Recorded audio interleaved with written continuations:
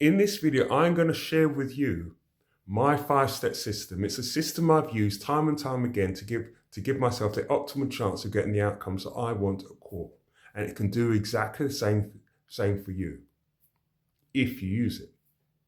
Now, my 5-step system is called CALM. That's CALMM. Now, the first step in the system begins with the letter C. And C stands for calm, believe it or not.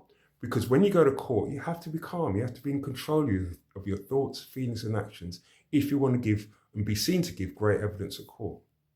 You can't be giving good evidence. You can't think, really. Let me put it that way. You cannot think if you're not calm. If you're upset and distressed, you can't think, you can't reason, you can't be creative. And you have to be that way. You have to be able to be calm in order to be able to think and answer questions well. Hope that makes sense. So that's the first step in the 5-step system. You have to be calm and in control of yourself. The second step begins with letter A, and A stands for attitude. You have to have a fantastic attitude when you're giving evidence at court. You've probably seen someone who doesn't have a great attitude. And when you see someone who doesn't have a great attitude, you know it straight away. They don't have to be saying it. They don't even have to be doing something. Their facial expressions and the body language says it all. Now, when you go to court, you want to be seen, or you want to show up, and you want to present as having a great attitude, because the judge is looking at you. The judge is observing you all the time. And so you want to be showing off the best of yourself. If you arrive at court or attend court with a bad attitude, you're not doing yourself a service. You're doing yourself a major disservice. So don't do it. Arrive at court with a great attitude and show yourself as having throughout a great attitude, or present throughout as having a great attitude. That's the second step in the 5-step system. The third step begins with letter L, and L stands for listening. You have to be able to listen, and listen well, listen fully to the question. But who do you listen to? When you're at court, you need to listen to the judge, and you need to listen to the barristers.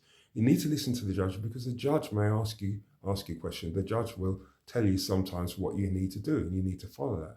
But you also have to listen to the barristers, because the barristers will definitely be asking you questions, and you need to be able to listen to them. If you can't listen, you can't answer questions. If you can't answer questions, you can't give great evidence. If you can't give great evidence, the chances of you getting the result you want are slim to non-existent. So it's so important to be able to listen. It's a skill you must learn to master and develop. That's the third step in the 5-step system. The fourth step begins with letter M, and M stands for mindful. You cannot just answer a question the first thing by saying the first thing that comes to mind.